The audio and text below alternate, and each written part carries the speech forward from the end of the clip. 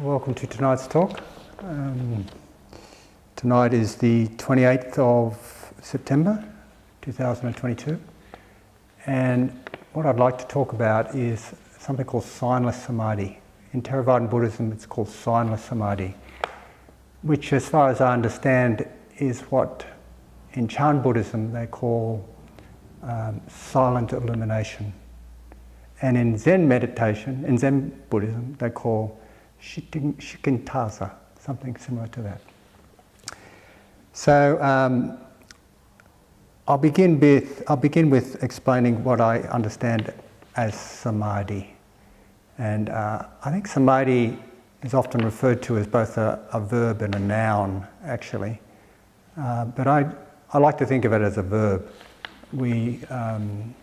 Samadhi is the bringing together of mental energies, gathering them together and placing them in one spot.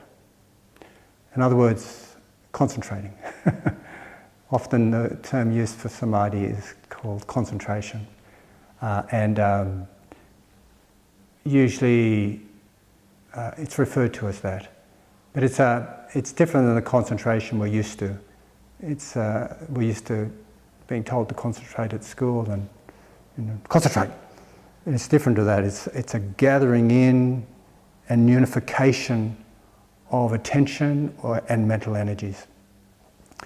And sometimes it's referred to as a noun in that we have samadhi, but I think probably the better term for that would be jhanas. Like jhana is a state of high concentration, and we use samadhi to attain the jhanas or to reach the jhanas. There's various jhanas, 8 or 9. Some people talk about as 9, but there's 8 jhanas. And it's not a talk on jhanas, but it's a talk on samadhi. Samadhi is this concentration. But I'd just like to mention something. There are 5 jhana factors which are useful to know. The jhana factors, these are factors that are present in jhanas. The jhana factors are initial application, meaning you choose an object to focus on and you direct your attention to it. Sustained application, which means you initially apply your attention to something, then you get into it. You get sustained on that, so it's like you're going into it. The next factor is called piti. The Pali for initial application is vitika. The Pali for sustained application is vichara. And the next factor is piti, which is often translated as rapture or joy, and is this energetic, uplifting, bubbly experience. It can manifest in all sorts of different ways, like waves of joy and waves of piti, and from the subtle through to the very refined and blissful. The next jhana factor is called sukha, or happiness, and it's much more refined than this kind of intense, energetic experiences of bliss at one end of the spectrum. And it's more of a light-heartedness. It's just a happiness. It's more subtle than joy. And the last factor is called ekagata, and it means the unification of attention. Sometimes it's called one-pointedness. And one-pointedness in the sense of laser-like, powerful concentration. And I prefer to think of concentration or samadhi as this gathering together of all one's mental energies rather than being dispersed and going here and there and all the rest of it. They're just all going in the same direction. So it's good to understand these factors, because when we practice samadhi we might start to begin to see the factors of jhanas. So samadhi is usually gathering attention around a particular object, and in Theravada Buddhism anyway, there's in the Visuddhimagga, which is a path of purification, which is a very big, fat, very thick text written by a scholar called Buddhaghosa in the 9 centuries after the passing of the Buddha. It talks about various objects of samadhi, and there's description of 40 different objects.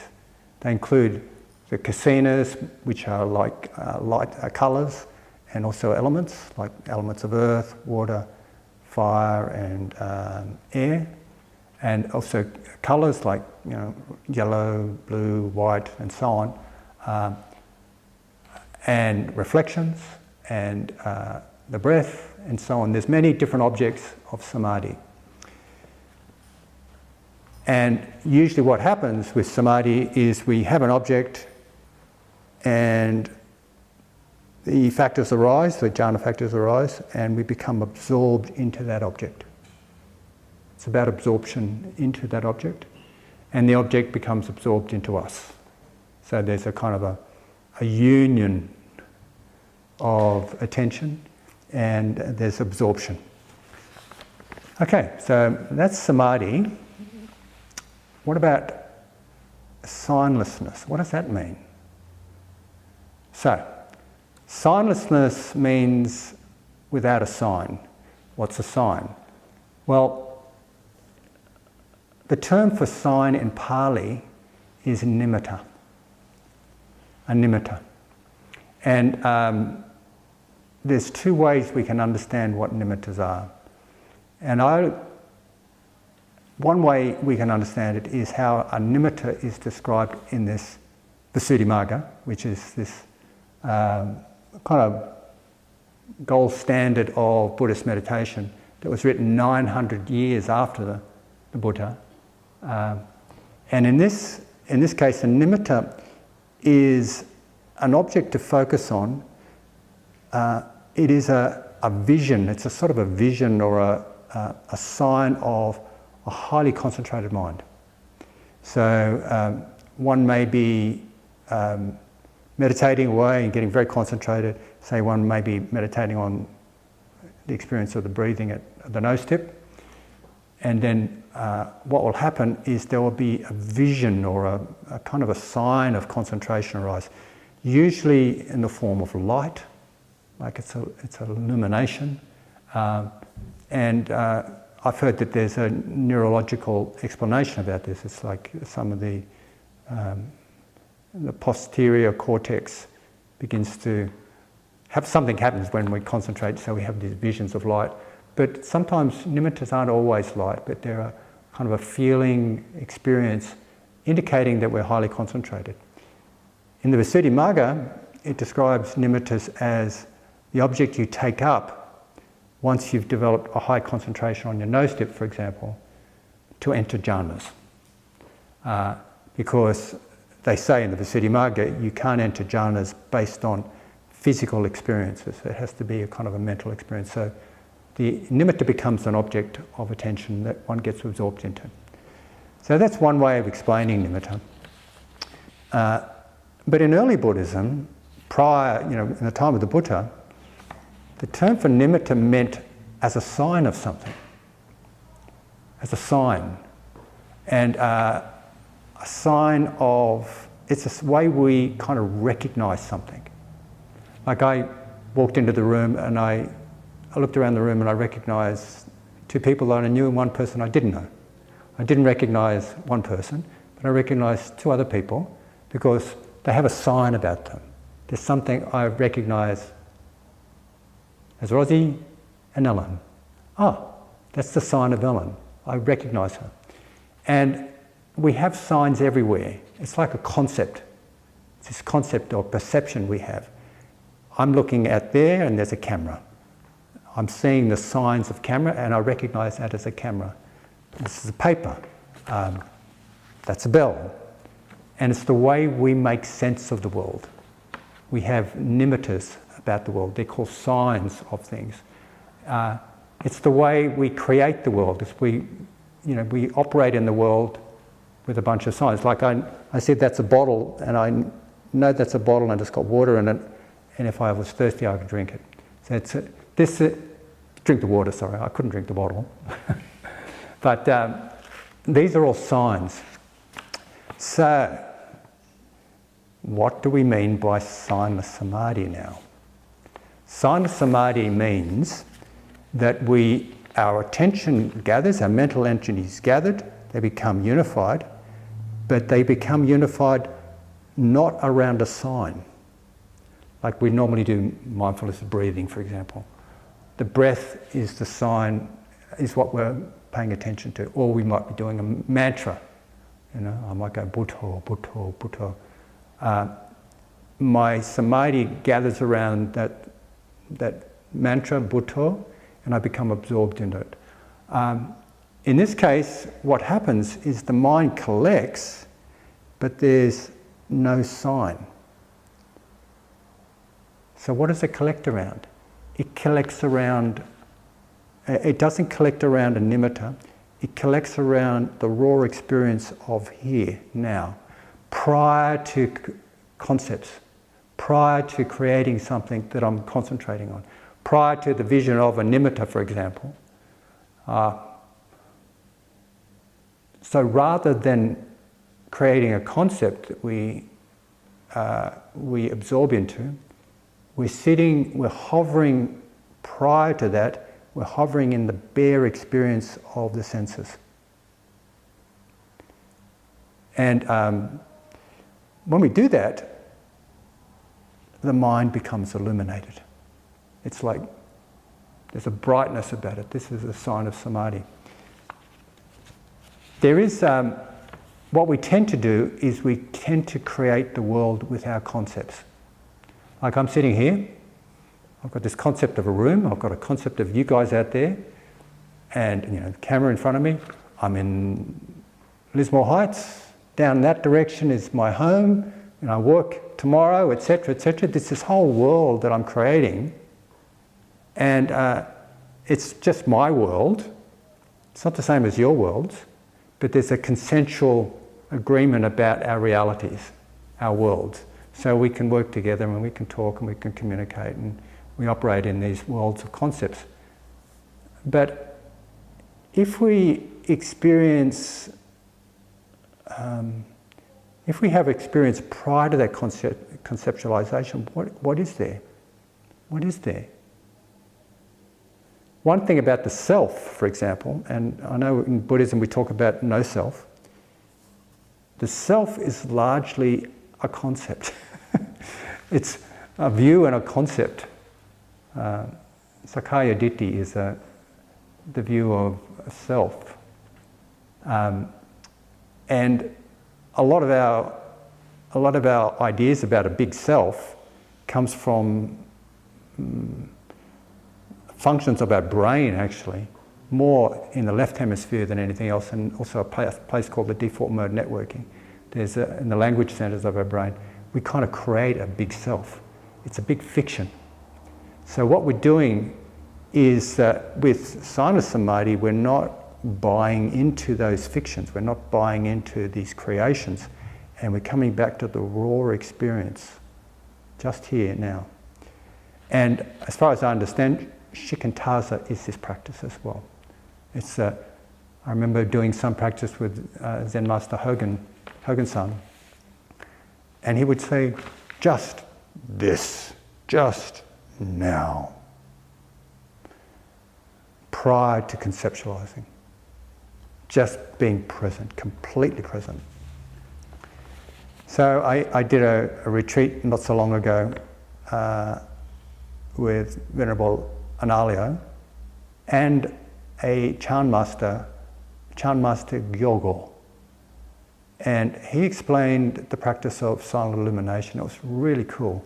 What he emphasized was progressive muscle relaxation, just relaxing, and then putting ego out of the road, putting thoughts out of the road, putting everything out of the road and just tuning into the raw experience of life. Just this. prior to thinking about it. And in that, there's silent illumination. So I think I'd like to finish this very brief explanation about Silent Samadhi. What it does actually, I'll just say this much, it breaks down our concepts of the world. It breaks down our created realities so that we see things actually as they are rather than as we're projecting on them.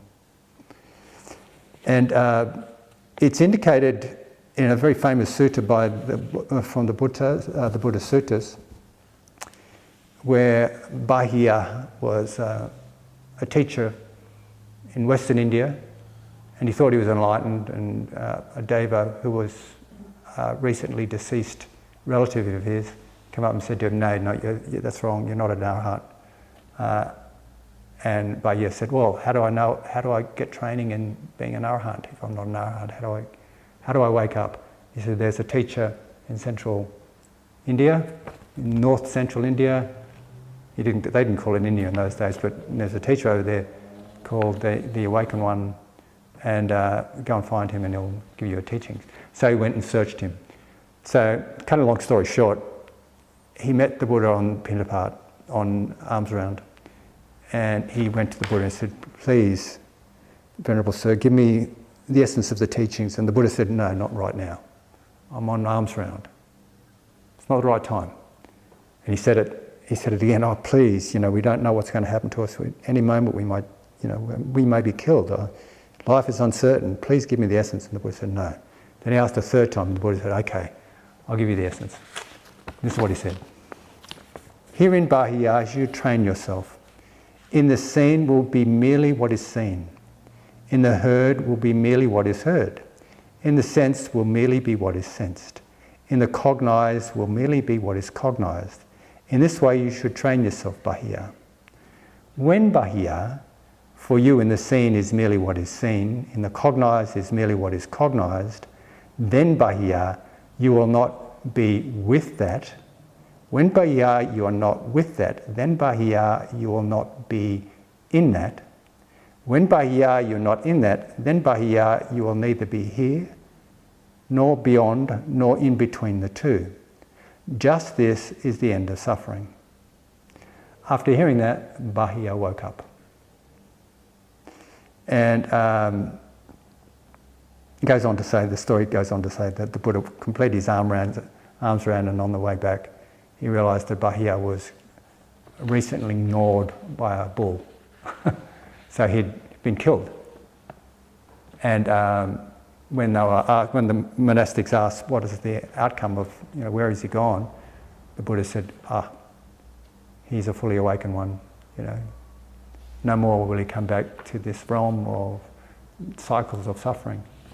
So when we can stay with the bare experiences of the senses, prior to conceptualization about the experiences, our conceptual realities break down.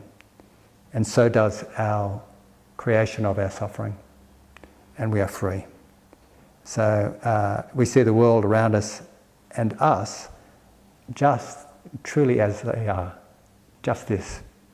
And we are neither here nor there or anywhere in between. So thank you very much for your attention.